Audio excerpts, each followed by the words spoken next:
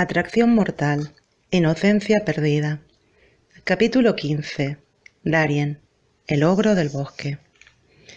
Mientras se duchaba, Darien estaba convencido de que Samantha se había enamorado de él, aunque no se diera cuenta.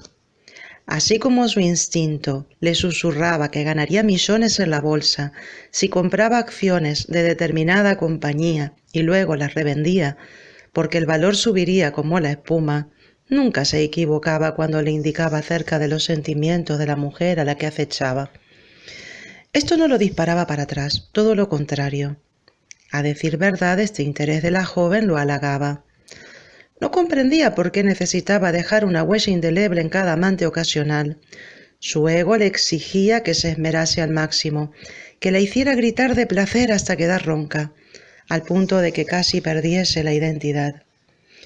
No deseaba analizar demasiado, pero quizá con ello en cierta forma la despersonalizaba y la reducía a un factor común, al resultado de una ecuación que se calculaba sumando el efecto que tenía sobre ellas más la estrategia que resultaba eficaz a cada temperamento, multiplicado por cada roce, cada beso, cada acometida. Intentó no recordar a Lía, de cuyo cuerpo ya habían dado cuenta los gusanos en la fosa. Era inevitable que le traspasara el cerebro, igual que un bisturí ensangrentado, ya que su imagen se superponía sobre la de Samantha, unida a ella por el vínculo común, la virginidad. Aunque yo a Lía la amaba con locura, reflexionó. Había sido su primera pasión y quizá la única que se había permitido en vista de las fatales consecuencias. Movió la cabeza para cambiar el chip e hizo una apuesta consigo mismo. Si Samantha se aparecía con el vestido minifalda en tono verde de la fotografía de Thais, como su intuición le insinuaba que lo haría, sería una confesión indubitable de que se hallaba enamorada hasta las trancas y no solo deslumbrada por él. De acontecer así, la chica lo colocaría por delante de Adrian, a pesar de ser consciente de que Darien no le convenía. Tal vez en su descargo debía afirmar que era un cabrón que no intentaba disimularlo frente a ella y pasar por buen hombre. En cambio, el imbécil de su amigo lo único que había hecho era engañarla en cada ocasión. ¿Acaso restregarle por la cara a la novia de plástico y permitir que ella la humillara no era una traición de las peores? Darien sabía que era una mala persona, pero nunca lo había ocultado ante Samantha, todo lo contrario. Se lo había advertido reiteradamente. Cerró el grifo del agua y de los pensamientos, para evitar que la vocecilla empeñada en arruinarle la noche de sexo le murmurara que la verdad a medias era una mentira verdadera y que le permitiese visualizar los coágulos de Lía empapando los pinos del bosque australiano. Desnudo y con la mente en blanco, se encaminó hasta su habitación. Sobre la cama se encontraba el mismo smoking de la fotografía de Max. Se perfumó en lugares estratégicos. Antes de vestirse llamó a recepción para pedir que las camareras de piso ordenasen la suite y regaran la sala y su dormitorio con pétalos de rosas blancas, en honor a la pureza de Samantha, porque después de esa noche se convertiría en historia. Luego eligió un boxer de Armani muy sexy, aunque se atrevía a afirmar que la muchacha apenas repararía en él, desesperada por rasgarle la ropa y acariciar su virilidad. No en vano llevaba tentándola hasta el borde del infarto desde hacía un tiempillo. Esperaba que, al menos, no se le diera por colgarse de allí como si estuviera asida del pasamano del autobús. Confiaba en que sus lecciones sirvieran para que se controlara un poco. Sin embargo, fue a él al que le costó controlarse durante la cena y al regresar a la suite. Desde que vio a Samantha con el minivestido que combinaba también con sus ojos esmeralda, volvió a rememorar lo que era sentirse inocente. Por supuesto que con la tranquilidad de saber que se hallaba en un hotel de lujo y rodeado de gente, no en medio de un bosque que trocaba los sueños en pesadillas. Fue una noche tan increíble, en la que el sexo y la ternura se fusionaron a partes iguales, que se escuchó desde fuera diciéndole a Samantha que le gustaría continuar con lo que habían iniciado, justo él, que nunca solía reincidir. Incluso tuvo que obligarse a sacar la foto de ambos en la cama y exigirle a los dedos que escribieran el WhatsApp que le mandó junto con ella a Rick. Te dije que ganaba la apuesta. Mira qué guapos estamos en la imagen. Ven mañana a casa y hacemos la escritura. Y empezaba a pensar que alguien le había echado una maldición, porque cuando se prometía que volvería a ver a alguna chica algo siniestro acontecía. La primera vez destrozó su Lamborghini. Ahora enredaba el presente con pesadillas del pasado. Porque fuesen cuales fueran sus planes, se desató el caos. Al llegar a casa encontró un ramo de zarzos dorados y una paloma con el cuello partido, exactamente igual que aquella oportunidad que terminó con Leah muerta. Por supuesto que lo primero que hizo fue alejar a Samantha de allí. Su mente no dejaba de hacer conjeturas, de analizar cada detalle al observar la grabación de las cámaras de seguridad, de pensar a quién despediría por ese grave error y de intentar comprender dónde se hallaba el punto de inflexión que lo había catapultado hacia sus peores recuerdos, logrando que se convirtieran una vez más en realidad. Y así, con estas reflexiones, gastando el suelo de tanto caminar de un lado a otro de la mansión, no tenía idea de cuántas horas o días transcurrieron. Volvió al presente porque Rick en algún momento lo visitó para cumplir con el pago de la apuesta y se vio obligado a quedar ejerciendo de abogado debido al interrogatorio al que lo sometieron los dos policías que aparecieron de la nada mientras él se devanaba los sesos. Como un sonámbulo, al fin y al cabo llevaba mucho sin dormir, los hizo pasar a la sala y acomodarse en los sofás. «¿Qué sucede, teniente?» E hizo una pausa para leer el nombre. No entendía qué los había convocado allí. Darien no había efectuado todavía ninguna denuncia, ni por qué los había recibido sin poner ningún reparo. «¿Brown?» «Antes que nada quiero dejar constancia que mi cliente desea responder de manera voluntaria y que por eso los recibe en su hogar, sin hacer caso de mi consejo de letrado», los previno Richard con voz profesional. «Sin embargo, si las preguntas se dirigen por rumbos inapropiados, la conversación finalizará sin más trámite. ¿A qué se debe esta visita?» «No podemos dar detalles. Todas las actuaciones se encuentran en secreto de sumario», expresó el detective, sin apartar los ojos negros en ningún instante de los del dueño de casa. A continuación agregó: «Solo puedo indicar que guarda relación con la señorita Samantha Badgley». «¿Con Samantha?» Y Darien puso una cara de asombro que cualquiera que lo viera diría que era auténtica. Luego preguntó: «¿Qué le ha pasado a Samantha?» «Dígame, señor Ferrars, ¿cómo la conoció?», le preguntó el agente que no había hablado hasta ahora.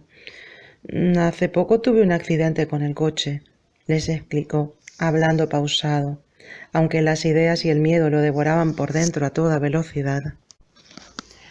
Y luego añadió: «Una furgoneta se me vino encima y me sacó de la ruta. Mi coche se llevó el cartel sobre el que estaba apoyada Samantha y ella salió despedida por el aire. Afortunadamente no se hizo daño».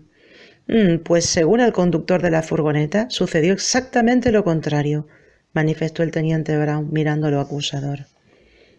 A continuación le preguntó: «¿Y por qué se trajo a la señorita Badgley a vivir con usted?» «Porque me sentía muy culpable por lo que casi estuvo a punto de ocurrir», le explicó Darien con tono convincente. Después le explicó: «Ella tenía problemas con su tía, que era demasiado controladora, y no deseaba que se enterara, así que me pareció la mejor solución para todos». «¿Y por qué la echó de aquí hace...?» Dejó de hablar y miró sus apuntes antes de decir: «4 días». «¿4 días ya?», se asombró Darien. Había estado tan inmerso en los horrores de otra época que parecían proyectarse tanto hacia el presente que había perdido la noción de todo. «Si no deseas responder, no tienes por qué hacerlo», les informó Rick. Y luego le explicó: «Has accedido a contestar sus preguntas de manera voluntaria sin que te informaran del porqué del interrogatorio ni de qué se te acusa. Todo tiene un límite, Darien, y los agentes lo han sobrepasado. No me gusta el tono en el que te están hablando, además. Sigue mi consejo y dejemos esta conversación». «Tranquilo, Rick. Deseo hacerlo», expresó, respirando hondo. Después dijo: «De cualquier forma estaba a punto de ponerme en contacto con la policía. Cuando llegamos hace 4 días de nuestro viaje a Alemania descubrí que alguien me amenazaba». Pues lo que la señorita Barley le ha dicho a sus conocidos fue que usted la puso en un taxi y le pidió que se fuera. Lo acusó el teniente Brown sin darle tregua. Y después dijo, y luego sucede esto. Esto, se enfadó Richard. ¿Por qué mejor no nos dice de una vez qué ha pasado, en lugar de soltar insinuaciones? Su actitud, teniente Brown, no está siendo para nada profesional. Diga de qué acusa a mi cliente, o de lo contrario abandonen inmediatamente esta casa. No se lo acusa de nada. Simplemente necesitamos que el señor Ferrars nos responda todas las preguntas para que nos hagamos una idea de toda la situación. Y con ese tono enigmático agregó, observándolo sin parpadear. ¿Cómo fue que alguien lo amenazó? Dejaron en la puerta de mi mansión un ramo de zarzo dorado y un pichón de paloma con el cuello quebrado, dijo, haciendo un gesto como si esto lo explicara todo. Violaron todos los controles de seguridad. ¿Y? Animó a Darien para que siguiera hablando. Hace muchos años alguien me amenazó de esta forma, le aclaró, observando que Rick lo contemplaba con gesto interrogante. Luego dijo, y terminó con el asesinato de una chica, Leah Stevens. Conocemos sus antecedentes y por eso estamos aquí para interrogarlo en relación a la señorita Barley, expresó el policía, que se había mantenido silencioso en tanto lo analizaba. Les anuncio que este interrogatorio llega a su fin, dijo Richard molesto. No permitiré que mi cliente... Tranquilo, Rick. Deseo hablar, de verdad. Necesito que me ayuden. Lo frenó Darien. Y luego preguntó, ¿por dónde empiezo? Por el principio, le indicó el teniente Brown. Era muy joven. Todavía vivía en Australia, dijo con cara de estar inmerso en el pasado. Después continuó. Leah era la novia de mi primo Brent, algunos años mayor que yo.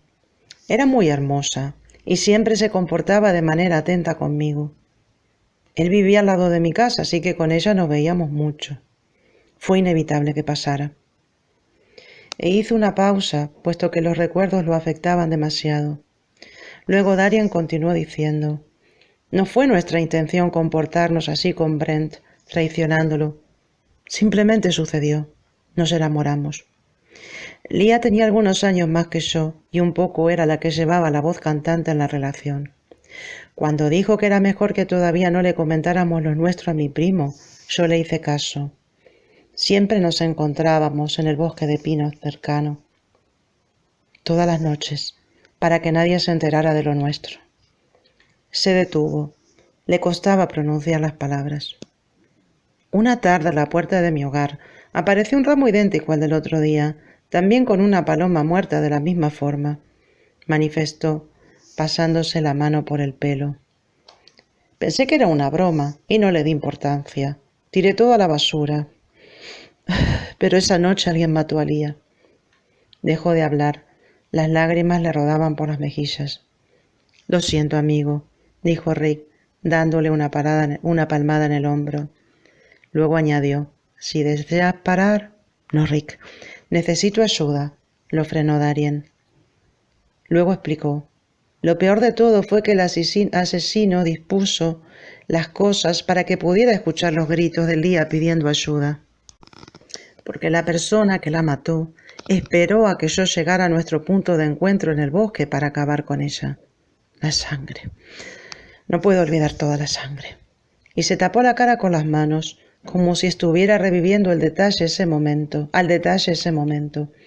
Era la primera ocasión en todos los años transcurridos que sentía que se liberaba de la angustia. Por favor, pidió, mirando al teniente Brown, que no parecía para nada conmovido y que continuaba escrutándolo con el reproche grabado a fuego en el rostro. Dijo Darien a continuación, dígame que Samantha está bien y que no ha sufrido daño alguno. El hombre lo ignoró y siguió haciéndole preguntas con voz escéptica. ¿Y si estuvo ahí? ¿No pudo ver quién fue? ¿No reconoció al que mató a su amante? No, llevaba una capucha y estaba demasiado oscuro, respondió con rapidez. Continuó diciendo, la policía me interrogó, revisó el sitio sin dejar piedra sobre piedra, pero no encontró prueba alguna.